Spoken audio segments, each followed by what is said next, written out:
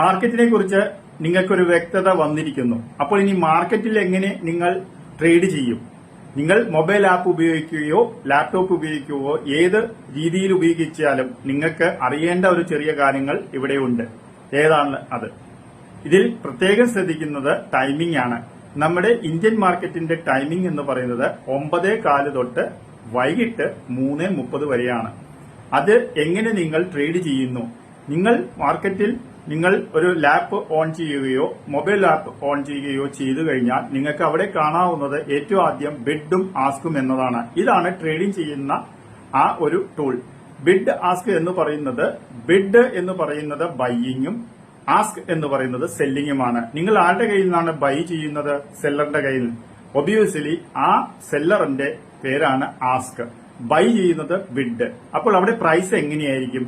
Bid എന്ന് പറയുന്ന price example പറയുകയാണെങ്കിൽ ഒരു ഷെയറിന്റെ വില 100 രൂപ 20 പൈസയാണെങ്കിൽ മറുവശം ആസ്കിന്റെ റേറ്റ് 100 രൂപ 40 പൈസയാണ്. അപ്പോൾ ഡിഫറൻസ് 20 പൈസയുടെ ഡിഫറൻസ് ആണ്.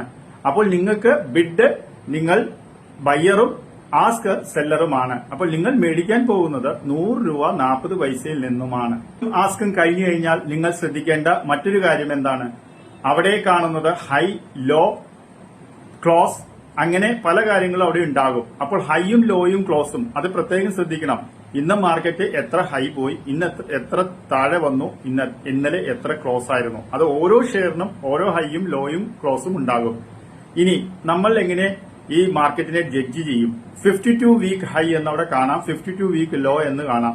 ഒരു പെർട്ടിക്കുലർ ഷെയർ നിങ്ങൾ എടുക്കുകയാണെങ്കിൽ 52 വീക്ക് ലോ എന്ന് പറയുന്നത് ആ 52 വീക്കിന്റെ ലോയാണ്. അപ്പോൾ അതിന് താഴെയാണ് മാർക്കറ്റ് ട്രേഡ് ചെയ്യുന്നുണ്ടെങ്കിൽ നിങ്ങൾ ഒന്ന് ശ്രദ്ധിക്കണം.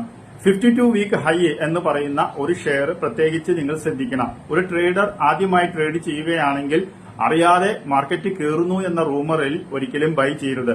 52 വീക്ക് ഹൈ എന്ന് പറയുന്നത് ആ ഒരു പ്രത്യേക ഇയറിൽ അത്രയും ഹൈ വന്ന് നിന്നു എന്നതാണ്. അപ്പോൾ അതിനു മുകളിൽ ഒരു ബ്രേക്ക്ഔട്ട് ഉണ്ടോ ഇല്ലയോ എന്നുള്ളത് എക്സ്പെർട്സിനോട് ചോദിച്ചു മാത്രം ട്രേഡ് ചെയ്യുക. അപ്പോൾ 52 വീക്ക് ഹൈയും 52 വീക്ക് ലോയും നിങ്ങൾ ശ്രദ്ധിക്കണം.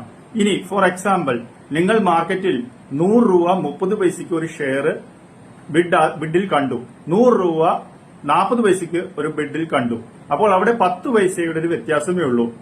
പക്ഷേ നിങ്ങൾ 100 രൂപ 30 പൈസ ഒരു ബിഡിലും 105 രൂപ 40 പൈസയും ഒരു ആസ്കിലും കാണുകയാണെങ്കിൽ ഒരിക്കലും നിങ്ങൾക്ക് റൂമറായിട്ട് കിട്ടുന്ന എന്ത് ടിപ്സ് ആയാലും നിങ്ങൾ ബൈ ചെയ്യരുത്. കാരണം അവിടെ ലിക്വിഡിറ്റി ഉണ്ടാകുകയില്ല. ഈ ലിക്വിഡിറ്റി എന്ന് നിർണ്ണയിക്കുന്നത് വളരെ പ്രധാനപ്പെട്ട ഘടകമാണ്. കാരണം ഡിമാൻഡ് ആൻഡ് സപ്ലൈ എന്നതാണ് മാർക്കറ്റിൽ ഏറ്റവും കൂടുതൽ ആവശ്യകത. എപ്പോഴും നമ്മൾ ട്രേഡ് ചെയ്യുമ്പോൾ ശ്രദ്ധിക്കേണ്ടത് അവിടെ ലിക്വിഡിറ്റി മാർക്കറ്റ് ആണോ എന്ന് നോക്കുക, പ്രത്യേകിച്ച് ഓരോ ഷെയറുകളും തിരഞ്ഞെടുക്കുമ്പോൾ. അടുത്ത ഘട്ടം എന്ന് പറയുന്നത് നിങ്ങൾക്ക് ഈ ഇൻട്രാഡേ ട്രേഡിംഗ് ആണ്. ഇൻട്രാഡേ ട്രേഡിംഗ് എന്താണ്? എപ്പോഴും നിങ്ങൾ ഇൻട്രാഡേ ട്രേഡിംഗ് വളരെ ജാഗ്രതയായിരിക്കണം. കാരണം നിങ്ങൾ മാർക്കറ്റിലേക്ക് ആ ഒരു പെർട്ടിക്കുലർ ഷെയർസ് ട്രേഡ് ചെയ്യുമ്പോൾ വളരെ കോൺസെൻട്രേറ്റ് ചെയ്ത് ട്രേഡ് ചെയ്യണം. അത് റിസ്ക് ആണ്, high risk and high return ആണ്. ഇൻവെസ്റ്റേഴ്സിനെ സംബന്ധിച്ച് അതിന്റെ ആവശ്യകതയില്ല. പക്ഷേ ഈ ഇൻട്രാഡേ ട്രേഡ് ചെയ്യുമ്പോൾ ഏറ്റവും കൂടുതൽ ശ്രദ്ധിക്കേണ്ടത് നിങ്ങളുടെ ക്യാപിറ്റൽ 30% വരെ നിങ്ങൾ ലോസ് ആകാൻ സമ്മതിക്കാവൂ. എപ്പോഴും നിങ്ങൾ അതിനുപയോഗിക്കുന്ന ഒരു ഉപകരണമാണ് സ്റ്റോപ്പ് ലോസ്. സ്റ്റോപ്പ് ലോസ് എന്ന് പറയുന്നത് ലോസിനെ പ്രിവെന്റ് ചെയ്യാനാണ്. ആ ഒരു ടൂൾസ് നിങ്ങൾ അവിടെ പ്രയോഗിക്കുകയാണെങ്കിൽ നിങ്ങൾ എവിടെ വേറെ ജോലി ചെയ്യുകയാണെങ്കിലും ആ സ്റ്റോപ്പ് ലോസിൽ അവിടെ വന്ന് അത് ഓട്ടോമാറ്റിക് ലോസ് പ്രിവെന്റ് ചെയ്യും. ഇനി ഫർദർ കാര്യങ്ങൾക്ക് ഇനി അടുത്ത ക്ലാസ്സിൽ നമുക്ക് സംസാരിക്കാം. അപ്പോൾ ഇന്നത്തെ കാര്യങ്ങൾ എന്തെന്ന് വെച്ചാൽ bid, ask, high, low, 52 week, 52 low week low, ഇതെല്ലാം നമ്മൾ പ്രത്യേകം ഒരു മാർക്കറ്റിൽ എൻട്രി ചെയ്യുമ്പോൾ അറിയണം. കൂടാതെ ടൈമിംഗും 9:15 തൊട്ട് 3:30 വരെയാണ്. അപ്പോൾ ഇതെല്ലാം പ്രത്യേകിച്ച് സ്റ്റഡി ചെയ്തതിനു ശേഷം അടുത്ത കാര്യങ്ങളിലേക്ക് നമുക്ക് അടുത്ത ക്ലാസ്സിൽ കാണാം. എല്ലാവർക്കും നന്ദി.